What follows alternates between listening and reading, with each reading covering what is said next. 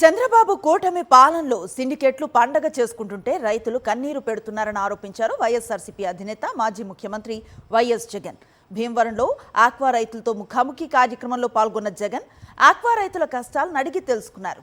చంద్రబాబు ప్రతి అడుగు మోసమని, బాండ్లు ఇచ్చి మరి ప్రజల్ని నిలువునా మోసం చేశారని విమర్శించారు జగన్. ఆక్వా రైతుల కష్టాలు నాకు తెలుసు, నేనున్నానంటూ భరోసా ఇచ్చారు వైఎస్ జగన్. రైతుల కోసం ఉద్యమ బాట పడతానన్నారు. మరో 3 ఏళ్లు కళ్లు మూసుకుంటే రైతుల ప్రభుత్వం వస్తుందన్నారు. ప్రస్తుతం చంద్రబాబు సానుభూతి పరుల సిండికేట్ ఈ రాష్ట్రాన్ని నడిపిస్తోందని, రైతుల బతుకులు ఈ సిండికేట్ చేతుల్లోనే నలిగిపోతున్నాయని ఆరోపించారు జగన్. చంద్రబాబు గారు ఈ సీట్లోకి వచ్చారంటే చాలు, ఈ సిండికేట్ కు పండగే పండుగ.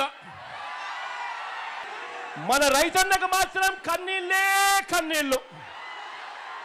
ఆక్వా రంగానికి సంబంధించి ఫీడ్, సీడ్ రేట్లను సిండికేట్ ఇష్టారీతన పెంచేస్తోందని, రొయ్యల సాగు చేతికొచ్చిన టైంకి ధరల అమాంతం తగ్గించేస్తున్నారని మండిపడ్డారు జగన్. రైతులకు ట్రాన్స్ఫార్మర్స్ ఇవ్వటం లేదని, విద్యుత్ సబ్సిడీ అందించడం లేదని, చివరకు కొత్త విద్యుత్ కనెక్షన్లు కూడా ఇవ్వట్లేదని విమర్శించారు. జోన్ తో సంబంధం లేకుండా జోన్ వెలుపల ఉన్న చెరువులకు కరెంట్ సబ్సిడీ ఇస్తానని హామీ ఇచ్చాడు. మరి ఇచ్చాడా అని అడుగుతా ఉన్నాను చంద్రబాబు నాయుడు గారు. ట్రాన్స్ఫార్మర్ ధరలు తగ్గిస్తానన్నాడు, తగ్గించాడా అని అడుగుతా ఉన్నాను గట్టిగా. ఇలా ఇలా ఇలా ఇలా ఇలా ఇలా ఇలా ఏరియేటర్లకు సబ్సిడీ ఇస్తానన్నాడు, ఇచ్చాడా అని అడుగుతా ఉన్నాను. ఇలా ఇలా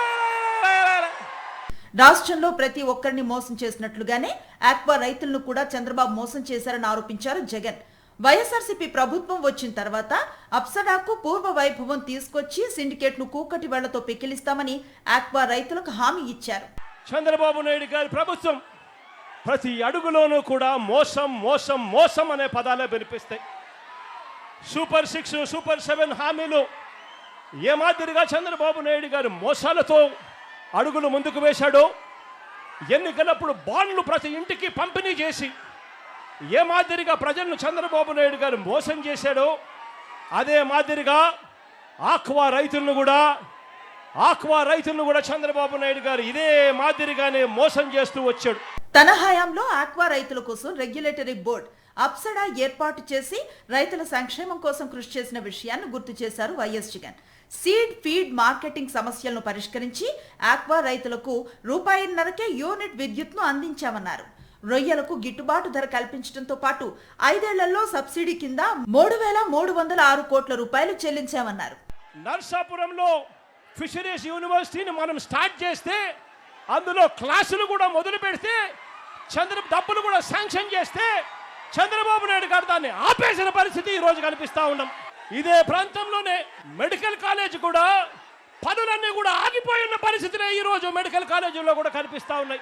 ఆక్వా రంగం సమస్యల సుడిగుండంలో ఉందని, ఆక్వా రైతులు దీనావస్థలో ఉన్నారని ఆవేదన వ్యక్తం చేశారు వైఎస్ జగన్. ఓవైపు ధరలు పెరిగిపోయి మరోవైపు గిట్టుబాటు ధరలు తగ్గిపోతుంటే దున్నపోతు మీద వర్షం పడ్డట్లుగా చంద్రబాబు ప్రభుత్వం తీరుందని మండిపడ్డారు. మరిన్ని అప్డేట్స్ కోసం ఛానల్ ను సబ్స్క్రైబ్ చేయండి. నోటిఫికేషన్స్ కోసం బెల్ ఐకాన్ పై క్లిక్ చేయండి.